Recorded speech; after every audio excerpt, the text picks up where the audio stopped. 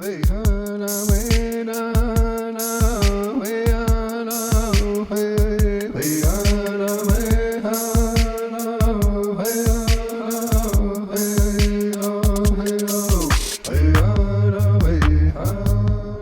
the 20th of October 2016, 3 buses departed from the Delaware Nation at Moraviantown. 169 community members began an historic journey of discovery and reconnection. The destination, Lenape ancestral homelands. The first stop, New York City.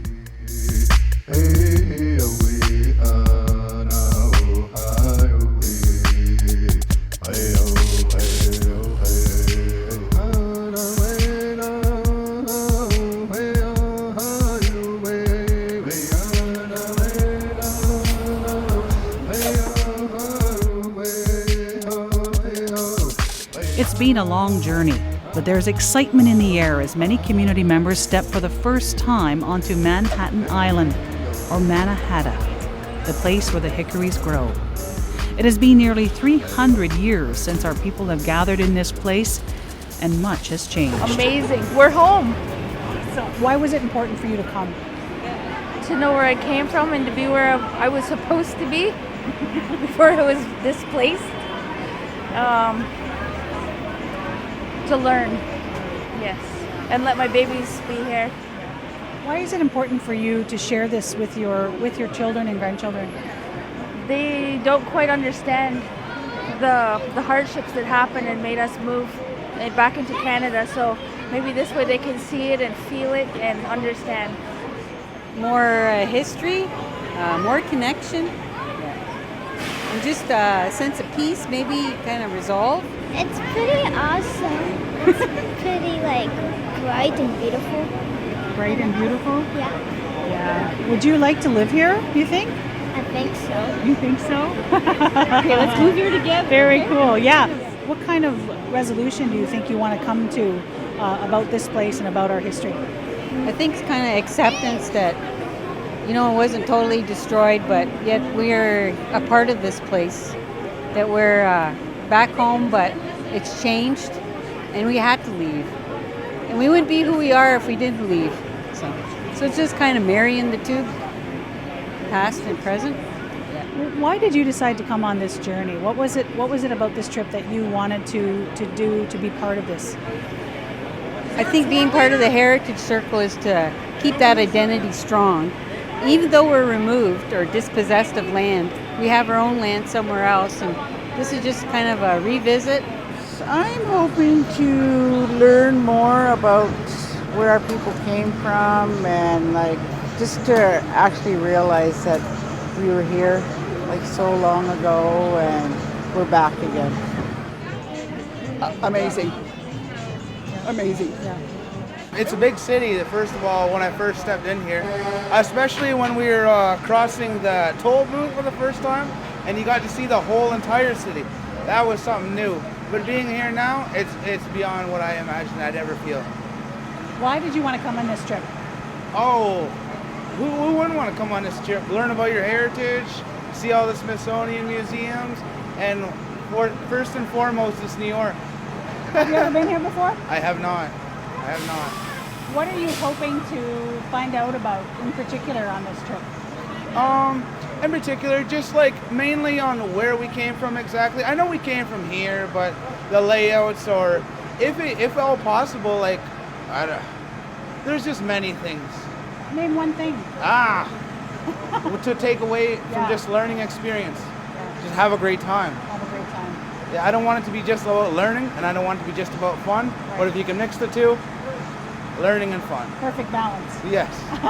Yeah. It's the Big Apple for sure, right? And it was so good that we were riding the bus, and when we come through the Lincoln Tunnel, it was so amazing that the kids were so excited to be here and everything. So I think it's really important for us to be able to show our young people that there's all kinds of different opportunities out there. There's a different world out here than our community, and that they need to see that and evaluate that and to be able to figure out for themselves what are the good choices in life to make.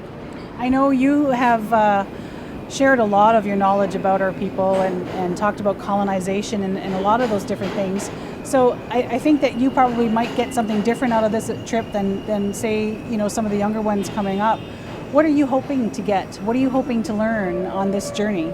Well, for me, I think it's about coming back here. It's going to Battery Park. It's going to the different places where our people were. Pearl Street. I just saw an interesting documentary on the people who on the west coast of British Columbia who ate clamshells and what it did and the artifacts it produces, and so it can definitively tell now the periods that people were in a particular area. And so I'm looking forward to seeing Pearl Street. I haven't been there for years, but I'm looking forward to that. I think for me, there's important areas that we need to visit, like Battery Park is one of them, where our people congregated before. And so if they came here for a particular purpose, I would assume that they gathered here and that they had celebrations and ceremonies here. I would expect that they've done some things, and especially if there were hickory trees here. The infamous hardwood that our people have used for a long time, to make axe handles, to make oars, to make whatever we needed, paddles, anything that we needed is a strong wood. And so I'm there. I'm looking to ensure that I'm reconnecting with the land there, and getting there. And I always said I'm going to stick something in the ground. Everybody says that. When the discoverers, the settlers, and the invaders first came to our territories to claim our lands, that's one of the things they did. They just buried coins and they buried things and said, we own this land. And so I'm coming back to bury something and saying, yep, I still own this land. So being part of the community is important. Hanging out with them, having some fun. Just for the museums and the trail and everything, yeah. Pretty much just want to learn about stuff, all the stuff where we don't got no more. I guess. So exciting. It is exciting. I don't think you can grin any bigger. No. Well, Why did you want to come on this trip? I do want to learn about our culture from when we lived here, and I just wanted to see what the city will look like. I want to see a lot of new things around here. Oh yeah, right on. What are you looking forward to most? Everything really. Everything? Yeah, the shopping. Yeah, the shopping too. You gotta do shopping, right? I know. I mean, who can't in a city like this? A city that never sleeps. Yeah, it's beautiful. Well, thank you and have fun. Once everyone was all checked into the hotel, it was time to do a little exploring of our ancestral territories and rest up for the next day's itinerary.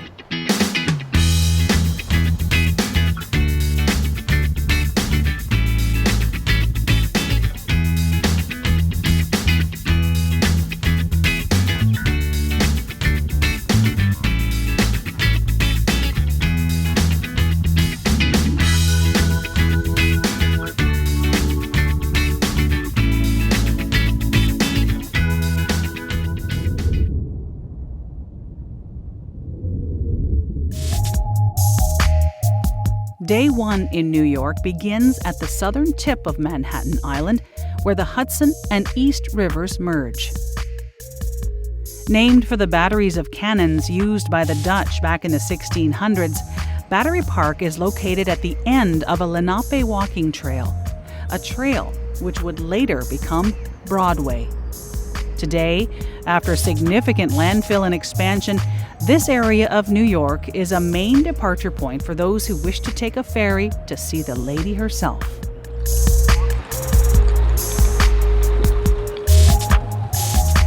The Statue of Liberty was gifted to the United States by France, symbolizing the ideals of enlightenment, the belief that people had natural rights to life, liberty, and the pursuit of happiness. Honorable ideals for sure, but at what cost? Within sight of Lady Liberty stands another statue, much smaller in scale, but one which has a powerful story that few realize is more myth than fact. Purchase, see? That's wrong. Man, try not to smile because it's not a funny occasion. Right. You know what I mean? Like when I see this, I get kind of angry. Kevin Draper and his team lead the Delaware Nation tour of New York. We really want people to learn about the history of New York. And that goes all the way back, of course, starting with Lenape, so we start with that. And mainly, the other thing we try to do as historians is the truth. Now, I know that sounds funny, but there are a lot of myths out there that when people keep retelling the same myth over and over again, people think it's fact. Okay, yeah, I know the story. It's very much a story, yeah. Every day in New York, people from around the world take tours, like this one. They're told about how the Dutch made the deal of the century with the island's original people. The story goes that when the Dutch first decided they wanted to settle on Mannahatta back in 1626, they purchased the island from the Lenape for 60 guilders worth of trade goods. That works out to about $24 US at the time. The story nearly always emphasizes how the Lenape were duped out of prime real estate. There's always this thought of, wow, what a great deal the Dutch did. It was this great business deal, and none of that's true. We know now that basically when they came here, it was more of a treaty with the local Lenape that were there. And then the Lenape that were living here, they themselves were constantly moving around because they were living off the land, so they would move around. So their communities would continuously move through New York, through Manhattan as we know it now. So the idea would be sort of the Dutch were getting into a deal where they could share the land, to share that small area, and that the Lenape had every right to believe that eventually they might come back to that particular area.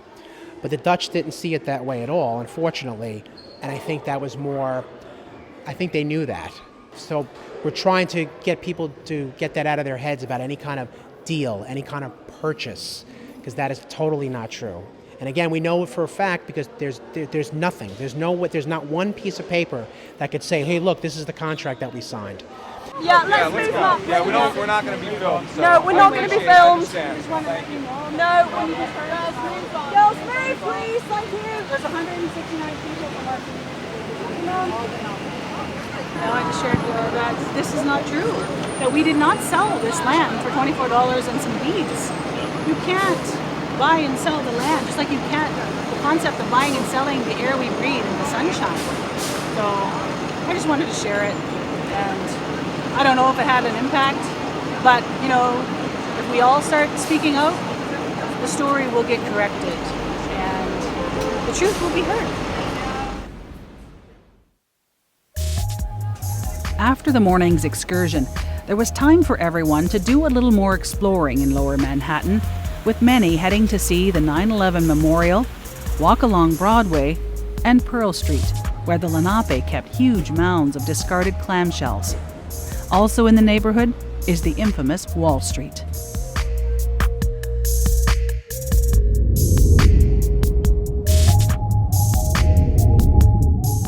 It will be surprising to some that the Lenape share history with Wall Street. To find out more about this connection, we ventured into Federal Hall, a building that served as the original capital of the U.S. government. This statue of George Washington marks where he was sworn into office as the first American president back in 1789.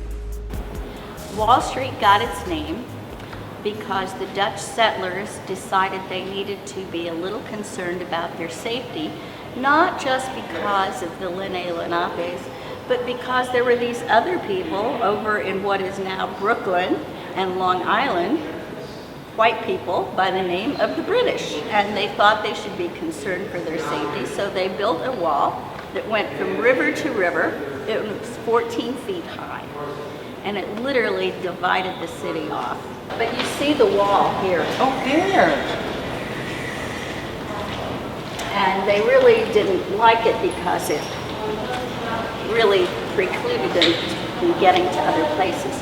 Now the Dutch were the first that brought slaves in here. And they were responsible for clearing the land and building the houses and getting everything ready to farm. And then under the British, more slaves came in, and at the end of Wall Street, at what was Wall and Pearl Street, which was the end of the land, was a slave market. And it wasn't until 5 years ago that Wall Street acknowledged, yes, there indeed was a slave market here on Wall Street. Tell me, if you can, a little bit about the relationship between the Dutch and the Lenape and what we understand it to be today. Well, from what I've read they started out, and the Lenape really sort of helped them, and I think they thought maybe they were being paid for the help that they had given them, not knowing that they were losing their land. Right. Now, earlier today, we overheard one of the tour guides talk about the sale of Manhattan. I know a lot of people believe that, and I know our people, though, say that we didn't have a concept for the sale of land. I basically tell people that they didn't realize they were selling it until they started throwing them out of places.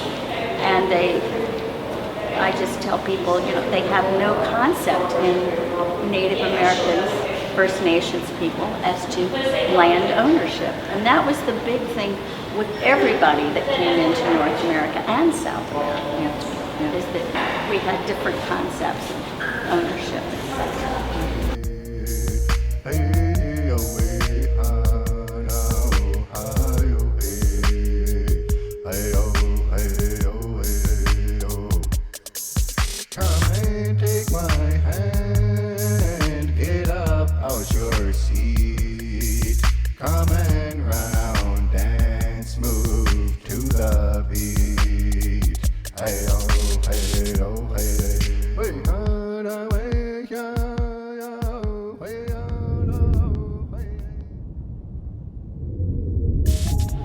Keep that in mind. It's all you have to remember is 12:30 out here, and when we do go in, we do have special tours that are lined Day up. 2 in New York begins with a glimpse of the city's roots. The Museum of New York focuses on the last 200 years of the city, in effect, what came after the Lenape were gone. The trip has many reflecting upon a new awareness of our Lenape history as a people and what our families have endured to ensure our survival. When you grew up, Janet, did you know where we came from? Did you have any understanding from family? Did they tell you about where we came from? Not when I was very young, no. My mother and my grandmother talked about it, but we didn't pay no attention. We were just kids doing our own thing. And I don't know how much my mother knew, because my grandma didn't teach her a lot of things, because it wasn't good to be native. It wasn't good to speak your own language, so my mother was never taught it. Even though my grandmother could speak it fluently, she didn't want her kids to get in trouble for speaking their own language. Because knowing the language often wasn't a good thing at that time. No, it wasn't, because when she went to residential school, other kids would get beat up because they spoke their own language and not English. So that's why my grandma could speak it right to her dying day, but she didn't teach it to her children, and she didn't speak it to her children. How do you feel about that? Well, I think it's sad. I think it's really sad. I think we're missing something. The language just has a different way of describing things that you can't really understand in English. And I am not fluent in it. I only know a few words, but I do think it's an amazing language. And I think we miss lots. I mean, my children and my grandchildren as well. They learn a little bit in school, and I think it's a good thing that they got more in schools now than they ever had before. What do you think about our trip as a community to come to this place to reconnect with who we are? Oh, I think it's totally awesome. I think it's probably the best trip they've had, as far as I'm concerned, because it's where we came from, it's where we originated. And even our tour guide was really good about explaining the different areas, the different Lenape communities that they've had here, and how they traditionally migrated even around their own areas here. So he was really good too, explaining all sorts of things too that I just didn't know. How do you feel about being Lenape today? Do you feel different than you did, say, a week ago? Yeah, I think so. There's more understanding for one, so you have more to be proud of. Even though there's still lots of misunderstandings and misgivings, and You know, it's just yeah, different. It's totally different now. Yeah, and I'm sure the kids, like I brought Xavier and Naomi, and I'm sure they feel the same way. It's just they got more to be proud of. They have a better understanding of where we came from. Have they said anything that sticks out? I don't know, not any one thing in particular, but they do talk about how amazing the trip is, and that they're both glad that they came, for sure. And it was, I guess, better than they originally thought. You know, so. But yeah, it was. The whole trip was really cool. And all the different places that we stop is interesting. And then to have the free time to go and wander a little bit is a bonus too. So, and we've been doing lots of wandering. We may never get back here, so we're going to get it all in now.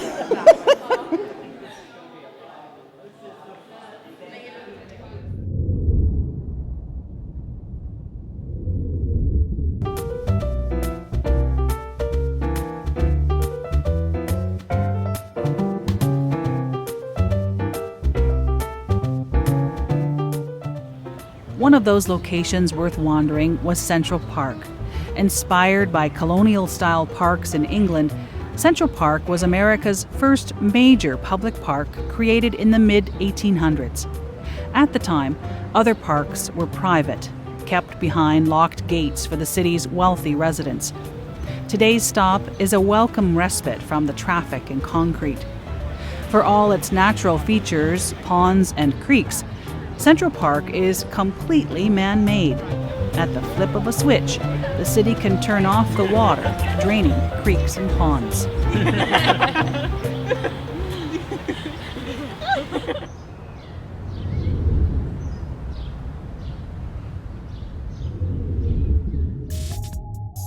Just a few blocks north of Central Park, on the way to Harlem, you'll find another respite in the middle of a colonial environment.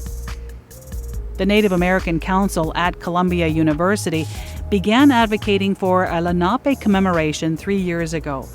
All that work resulted in the unveiling just 2 weeks before our visit. It was sort of started out of the idea that we were walking around campus and we were seeing like countless odes to the sort of colonial past and history of Columbia and this place, and we always felt that there was never a proper recognition and honoring of the original inhabitants of this place, which we think is particularly important because it is an educational institution, that is committed to purveying knowledge and conveying the knowledge of its past, and it was living in denial of a very large portion of that. What was the reaction when you started tossing this idea around the university? It was actually really positive. Yeah, I think on the whole, the Columbia College Student Council, which is the student council for one of the undergraduate schools here, unanimously endorsed our petition, which was a big deal. Like, there was not a single objection. What have you learned about the Lenape people before you were involved with this plaque? What did you learn from being in this place? I guess that this is such a denied part of the city of New York's history, like coming from the West Coast and coming from places where there are many Native people, like living in cities and stuff where it's not a ton to ask about, ask to have this sort of plaque or anything sort of recognizing Native people, like the extent to which it's denied here in New York City, and the extent to which it is such a fundamental part of the city's history. The reason why Wall Street is called Wall Street, et cetera, all that stuff.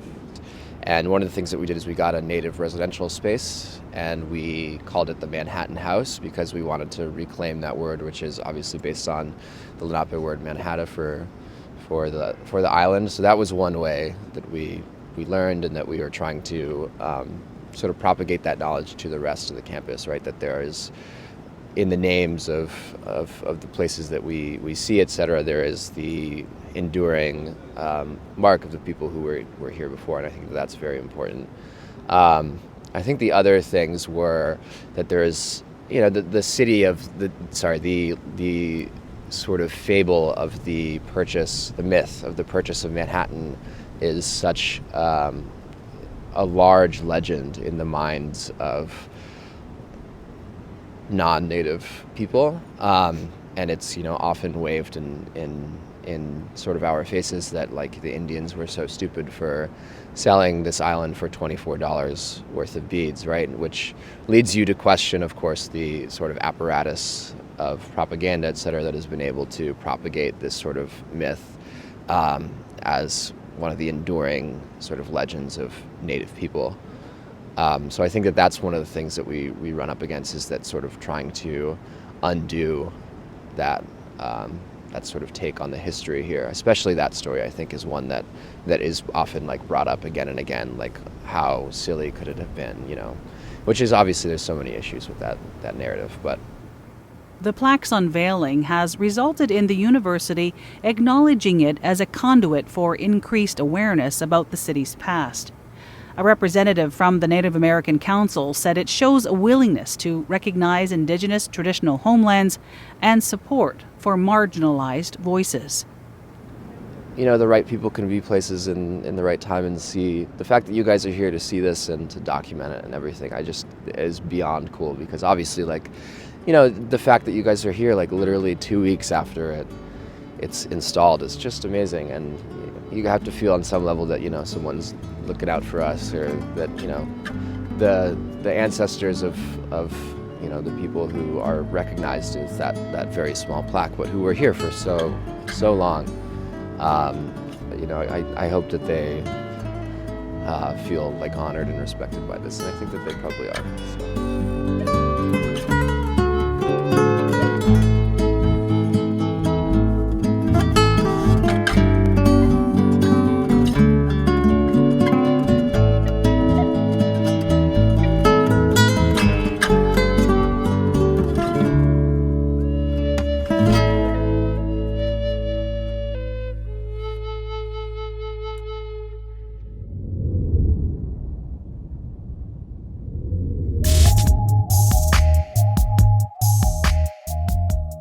With our excursion to New York coming to a close, our community was invited to meet Dr. David Ostreicher, a man who has spent most of his adult life studying the Lenape, our language and culture. Welcome home, ladies and gentlemen. Nobody has more of a right to be here today than you do, and I think it's true. I think that you hear, as I do, the drumming and the singing yet, and can sense the footprints here, or you wouldn't be here right now. Growing up as a kid in the Bronx and later in Westchester County, I had no idea of what had happened to your people. I didn't know whether there were any survivors, what was left. All I knew was that across our landscape, we have the most beautiful place names, which are on our maps and our road signs, and people use them all the time and rarely even think about what happened to the people who gave the land such beautiful names. Passaic, Paxayek is a valley. Hackensack, Shaki, place of sharp ground. Tekhanek for Taconic, that's a cold river. Ossining, Sunning, that's a stony place. And forgive my accent, Diane, because I am much more familiar with the dialect of your close cousins, the southern Wenami. And even there, I know that the late Chief Richard Snake said that I used to talk Lenape with a Bronx accent. So, but the name of this island itself, Manhattan. Now, the Southern Wenami translated that, or they heard in it, Manating, place that is an island. But at the same time, we know from Albert Anthony and also independently from Mohican, these are people who spoke Munsee and Mohican, and that was much more the dialect of the Hudson Valley, that it meant a place where they gathered wood for their bows and arrows. So I thought now we could start going back through history here, and really with a broad brush trying to look at the story of your people and recognizing that we may not do a whole lot of things in a lot of detail because time is limited. But I think as an introduction to at least give a flavor, some of you may well know a lot of this, but there may be people here that it's all very new to, and that's understandable, but that's why we're going to have this introduction. This is one of a number of Lenape stories of where the Lenape came from. There are a number of different stories. If you go back into the earliest accounts into 1600s, you've got a story of a goddess falling out of the sky and people coming from there. There's other stories about people coming up from out of the ground. And in fact, Chief Philip Snake told me that he'd heard from his grandmother that the Lenape had come across a great body of water to this continent on the back of a turtle. And that's how they got here. And then there's the story told by the Hackensack in 1679, which tells how a cedar tree grew up out of the turtle, and from the branches sprouted the first people. And I think I'd be remiss if I didn't tell you a little bit about some of the debates that the archaeologists are having. Now, far be it from me to tell anybody here what to think. People can make up their own minds. Everyone has a point of view. I've got my own thoughts. The archaeologists are debating yet about the earliest peopling of America. Just as we have different creation accounts, you have different archaeological theories that are competing. But the earlier view was that they kind of walked through the corridors of the glaciers, because the glaciers, the North Pole, the Arctic, went all the way down to New York State, believe it or not, to right where we are, 2-mile-high glaciers. But now that the archaeologists believe that this area was all covered over by ice, some say that people took skin boats to come over. Regardless of where the answer lies, the Lenape are no less special and unique and important or indigenous here as a people. As far as that is concerned, it doesn't matter whether your people arrived here from a goddess fallen from the sky, or came up from under the ground, or sprung up from a great tree that came out of the turtle, or rode here on a turtle's back from some other continent, or marched across the Bering Strait on foot, or paddled to these shores in skin boats, or whatever the exact details may be of the misty origins of the Lenape in the remotest times, misty origins which every member of the human race shares. You are a special people. That doesn't change. For convenience, the archaeologists have mapped out different time periods in the archaeological record. So Paleo-Indian times, which is around 12 to 10,000 years ago, is the time recognized when the earliest, at least remains of humans that are found in this area date back to. And this is a great artist, Charles Knight, who depicted the mammoths that covered the North American landscapes, because we find their remains all around. So this is some detail. This is supposed to be Long Island about 10, 12,000 years ago. And then in the Archaic period, so-called, by archaeologists, the Earth warmed up and the climate began to change, and there were new technologies that developed. The ice retreated, the mammoths and the mastodons went extinct, and we know that by about 1,000 years ago, the time that archaeologists refer to as the late woodland period, they can identify Lenape groups that were living in this area. Now, that does not mean that they weren't here for a far longer period of time, but it does show you that at least by 1,000 years ago, we can identify these different groups. While these bands were closely related, we know that there wasn't a single unified, say, Delaware nation, as there was in the 18th century, but rather a series of independent villages, all with their own leaders and speaking dialects of Lenape. And as far as we can tell, most of them got along fairly well and traded together and had ceremonies together. And so there were these different groups. And more often than not, they went by the names of their local villages, like the Manhatesuk were really the Manhattanites, the Rockaways, which comes from Rechgawachking, a sandy place. But those people were the Rockaway people. So we had the Hackensack people. So they took most of their names from the local villages. And so, and what happened is the name Muncie That came from the fact that there was a village known as Minisink on the upper Delaware River, and when the Lenape were driven out of the area, many of those who spoke almost identical dialects that lived in the Hudson Valley, your ancestors, or in the upper Delaware Valley, they merged and coalesced with the Munsee, and pretty soon, Munsee means person from Minisink, and pretty soon they all began to be called Munsee, even though they may not have themselves call themselves that. They were loosely referred to as Munsee.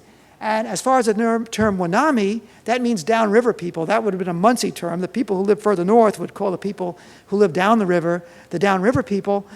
And the languages are very similar.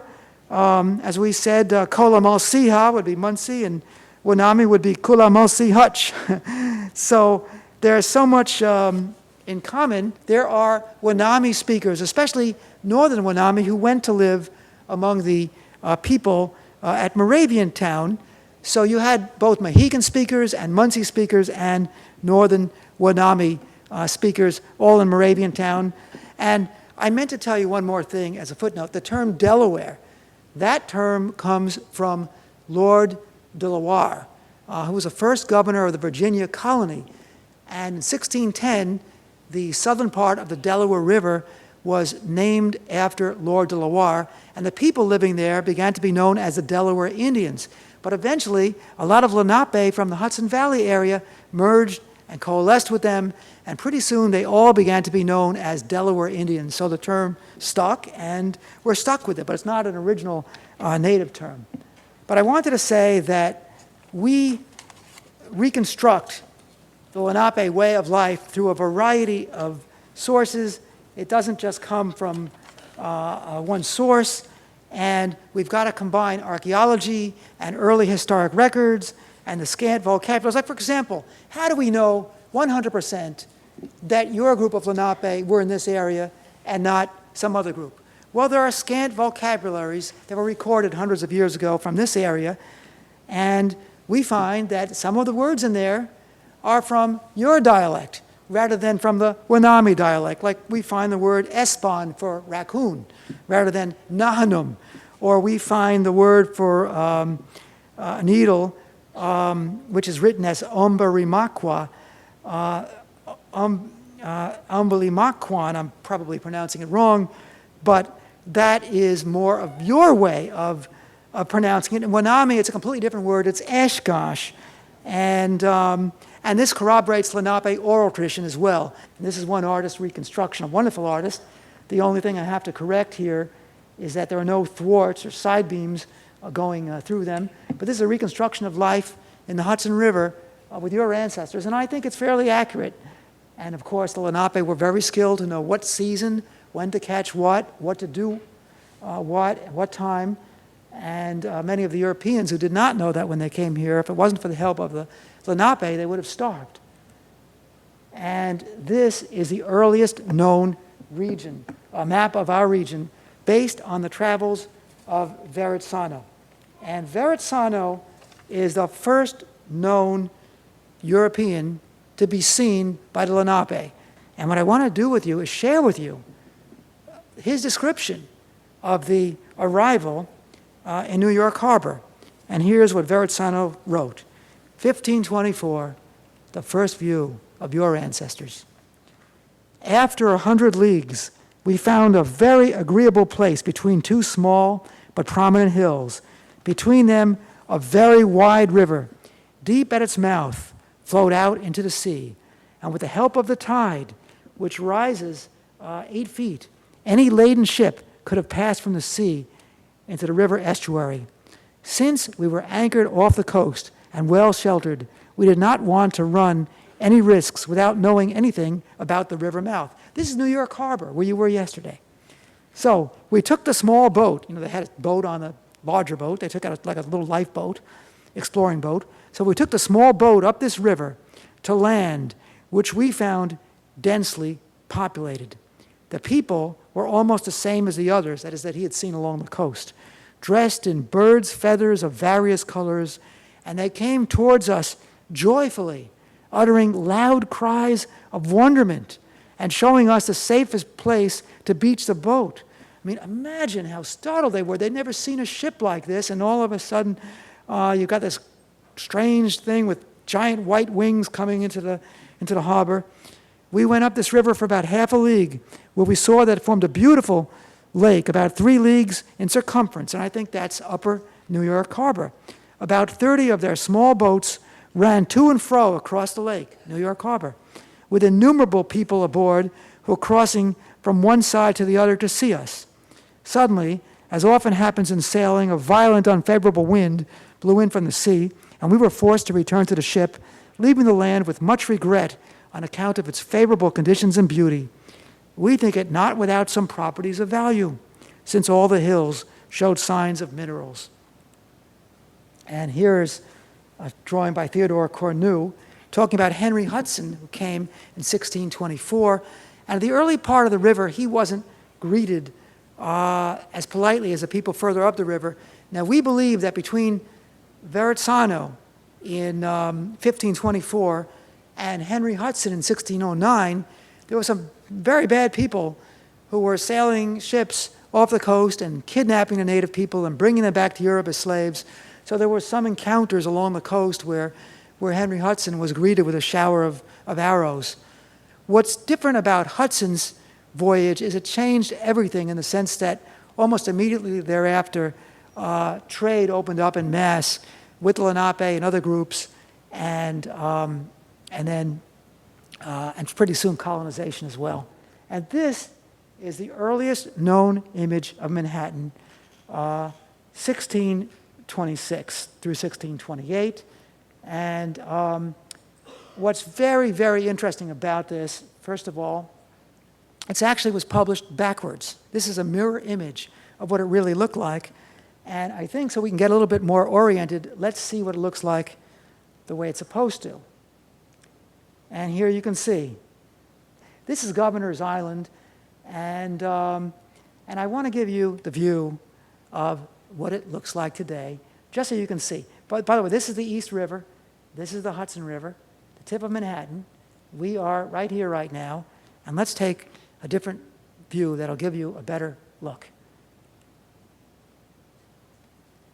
This is New York as it was in the time of Lenape and as it is today.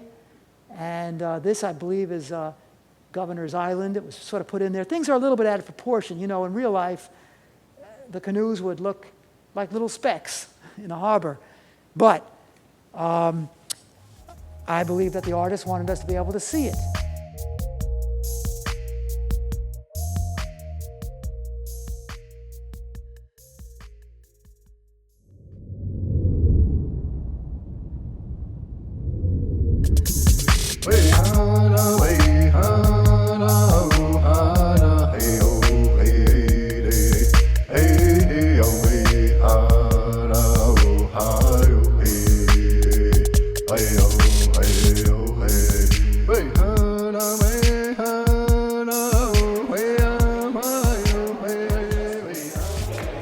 There's one right here, which is a wooden cooking paddle.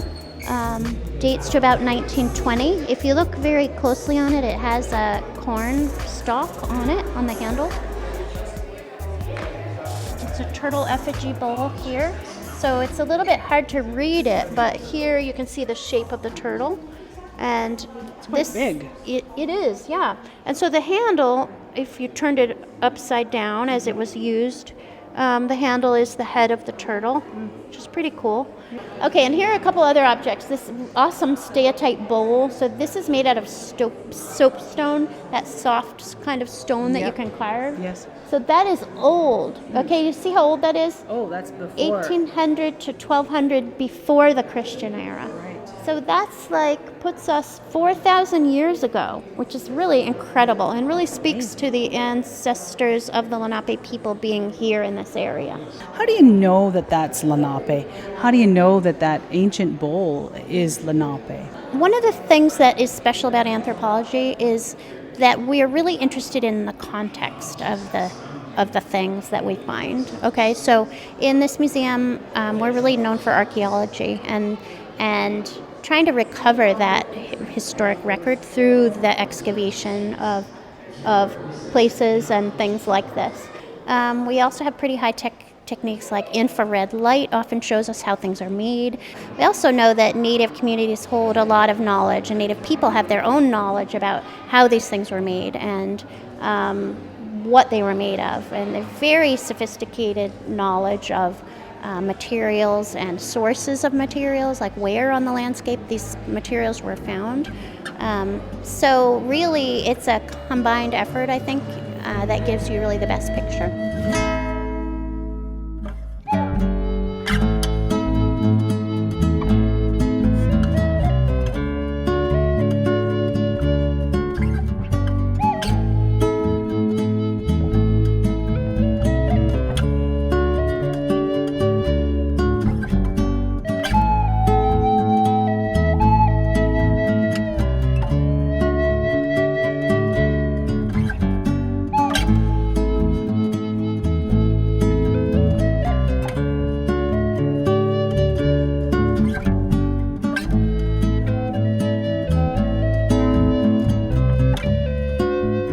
The trip to New York, I think for us as a community and as a group, I think that's a great thing.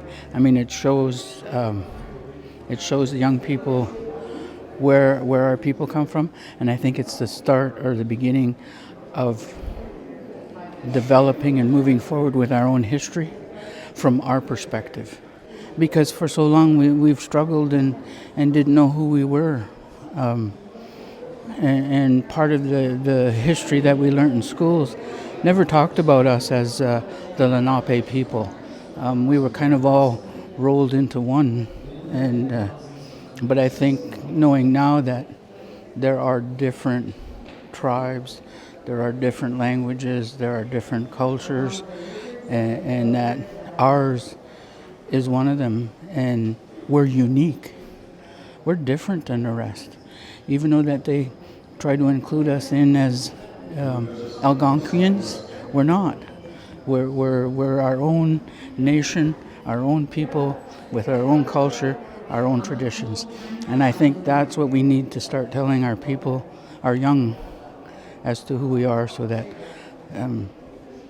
we know who we are and we can build back our nation and be proud of the Lenapes.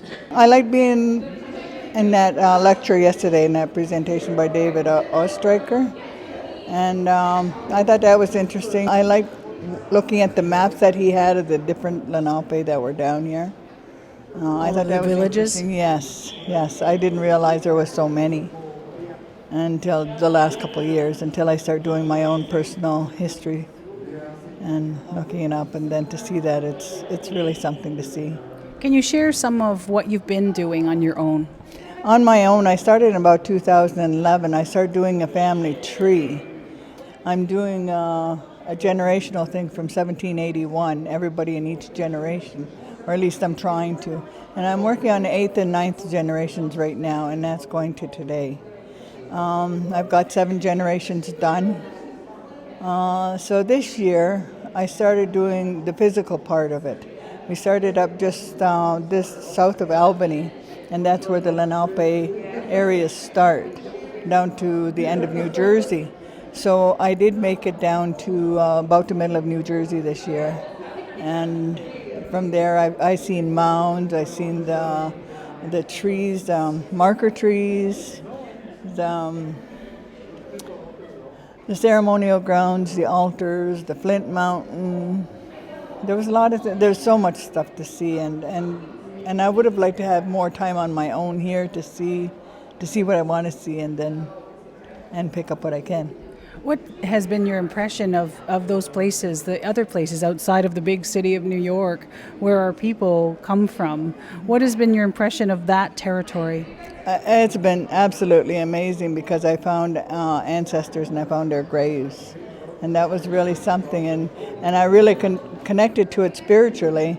And it was hard when I got back home, because the day after I got back home, I went and lay down, had a nap, and when I got up, I had no clue where I was. I was just, I had a hard time getting back spiritually.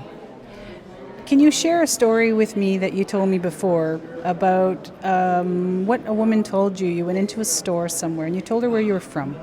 Yes, this was in south in New Jersey. I can't remember the name of that park, but I went there to go look for wampum shells, and I decided to cheat and go into a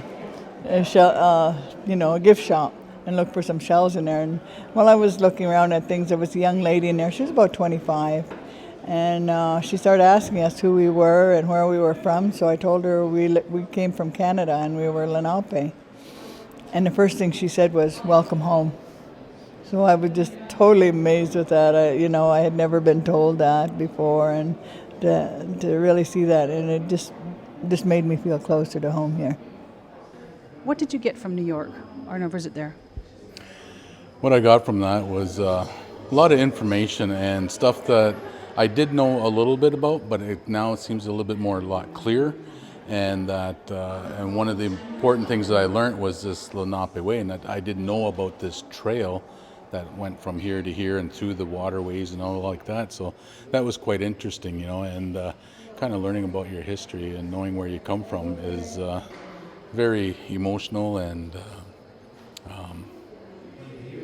an honor to be able to know where you're from and who your people are. So, but that's what I got out of it. What do you think this trip is going to mean for us as a nation moving forward? What do you hope? Well, I think the first step of all is that I'm sad to know that my mother is not here to experience this, but now it's given me a broader horizons to show my children that now they have a clear understanding, or they will continue to know who they are and where they came from, and that they're able to pass that down to the many generations to come. And I think that's what we need to do, is keep teaching them and letting them know how important that we are as a nation, as the Lenape people.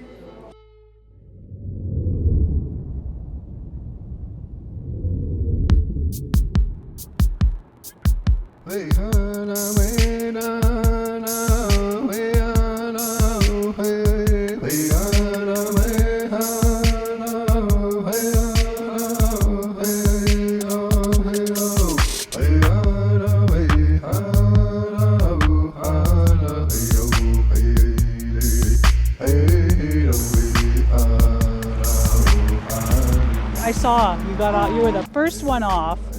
Tell me what that feeling was like, just coming home. I was excited to see Jacob. I had been away from him for 5 days, and he was excited too. Oh, I saw you guys. He was running towards his mummy. I was like, I don't know how to explain it. It felt good to be really home. Good to be home. How was your trip? It was good.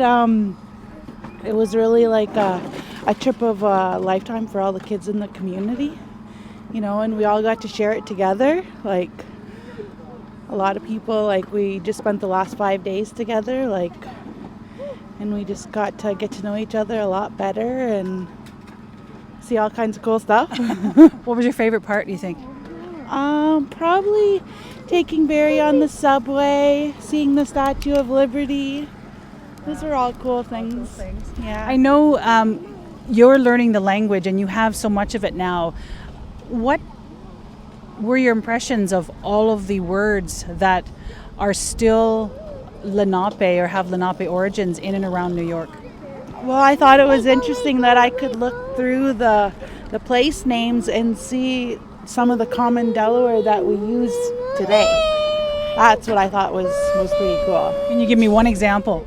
There was one, I can't think of what it's called. It was a Sinawak or something like that, and it had to do with rocks, and right away I could tell because it had a sin in it, and that's how we say stone. So we say stone or rock in our language. Yeah. That's awesome. Well, welcome home. What do you think that this is going to mean for the future of our community and our nation? I think it's going to give our youth a better idea of who we are, as Lenape, and where we come from, and that, you know, there are other people out there like our tour guides who study us, and they're so, like, you know, excited to actually meet real Delaware people, or Lenape, I should say. But yeah. It's pretty cool to go to a place where they actually know about the Lenape. So many times at Lenape, you say that you're Lenape, and they're like, "What? What is that?" They don't really know. Right, because like a lot of people refer to us as Delaware, Moravian, and oh, he's so excited. He's waiting for us to. He wants to go on the bus. Yeah, we're gonna go by bike. How was your trip? That was amazing. It was amazing. What was the best part for you? Probably the museums where all the native stuff were. Yeah. Did you learn anything on this trip that you didn't know before? Anything stand out? I didn't know that the Inwood Park was still the most natural part of New York where our ancestors walked. I didn't make it down there, but that's where I wanted to make it. Maybe next time. Yes. How do you think this trip is going to impact the future of our nation?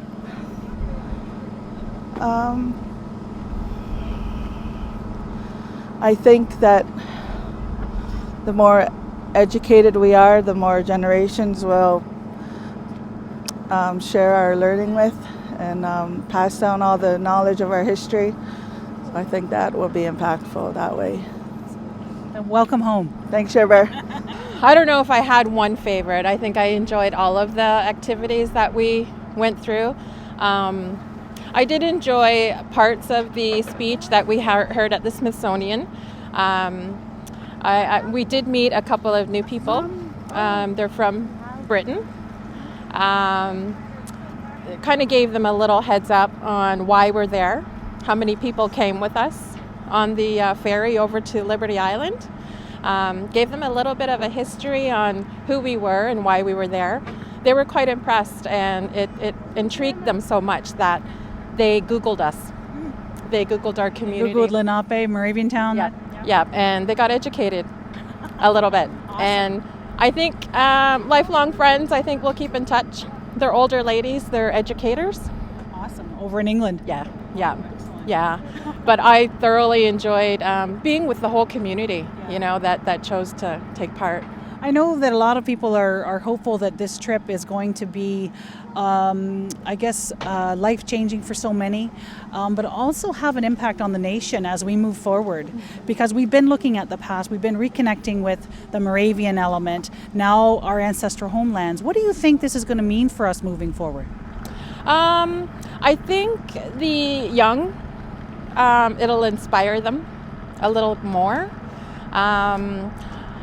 It would be nice if our community maybe somehow got together to perhaps bring home here some of the artifacts that are floating around out there.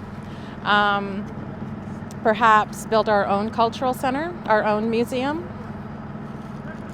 Why would that be important for you to have here? I think it's important that our community pride have visitors come here. It would mean, you know, the economics, the jobs, the history, the teaching. I think this trip has just opened up a whole lot going forward. It was really good. What was your favorite part, you think? I think visiting the museums and just having a good company of all the community members enjoying themselves. It was really nice to be with people, wasn't it? Yes. It's always good. You know, it was one of the things that I was impressed on because so many of us had never been to a city that big before and surrounded by so many strangers. But you know, there was comfort knowing when you were among your own that there was safety. You know, and you didn't feel so intimidated, I guess. That's for me. Did you experience that? Yes. When you walk down the street, you always seen someone just like at home. Just like at home. Yeah. I'd like to know from you, what do you think? I mean, I know a lot of people are talking about this trip being very good for the youth and very good for the young ones coming up to understand where we come from. Looking forward, what do you think it's going to mean, this trip in particular, is going to mean for us as a nation moving forward?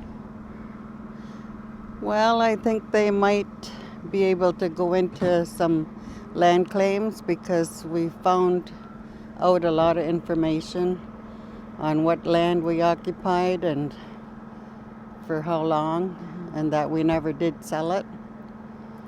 And the video that we watched in that basement of that one museum was very good. It connected with the video we seen when we went to Ohio and our people were massacred there. That similar things happened to our people in Manhattan too.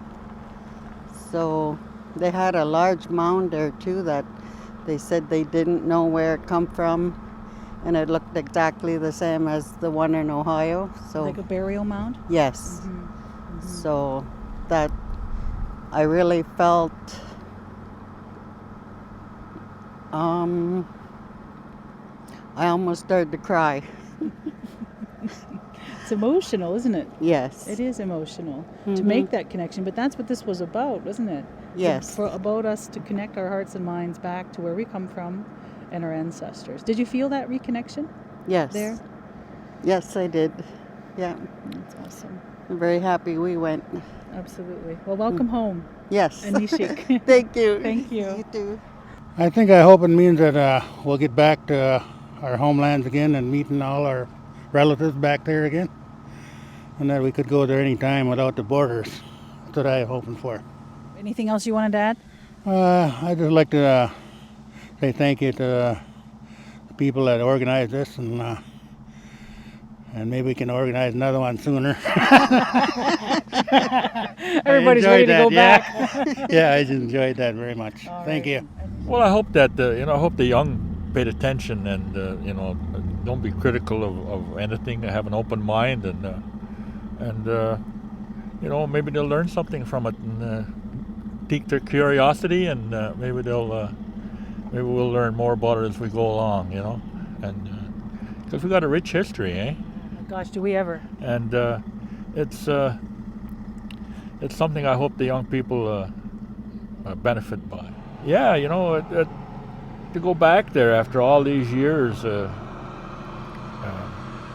really something. The people at according to them, settled the place and sold it and bought it and built it and all that other stuff. We're still here. We're still here. Still here to go back. Absolutely.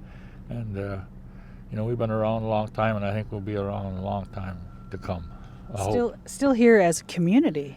Exactly, as a people. It's not the ideal situations we have, but we're still a community, and we still look out for one another, no matter what we say about one another and stuff. But yeah, we're still a community. And we're still a group. We're still a nation, and we're still functioning that way. How are you feeling right now? I'm so tired. Yeah. I'm glad to be home. You're glad to be home. But it was a good trip, really good trip. Lots of fun on the bus. A fun bus driver. Oh yeah? Yeah, that was great. What was your favorite part, do you think? Probably going to the Statue of Liberty. Yeah, that's where I felt like that it was hours there. Really? And I wondered whether that, I mentioned it a few times, I wondered if that Statue of Liberty little island was once attached to the Battery Park. Oh. I don't know if it was or not. Right. You felt a connection there. Yeah. Really? Yeah. Isn't that interesting? And the thing is that it was raining so darn hard, but it didn't matter. Yeah. Everybody is soaking wet, but who cares? We were all a little soggy. Exactly.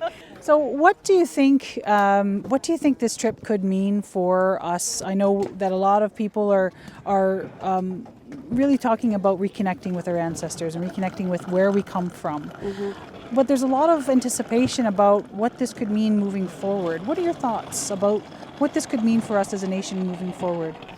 Well, I think it opened a lot of people's eyes about exactly where we came from. We actually got to see the place. And the other thing that I was really amazed at was that everybody we talked to down there, no matter where we were, knew that we were from there. They knew that awesome. the Lenape were the original people. What was your favorite part?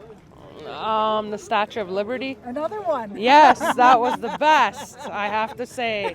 And Times Square. And Times Square as Yep. well? Oh, I can't even explain it.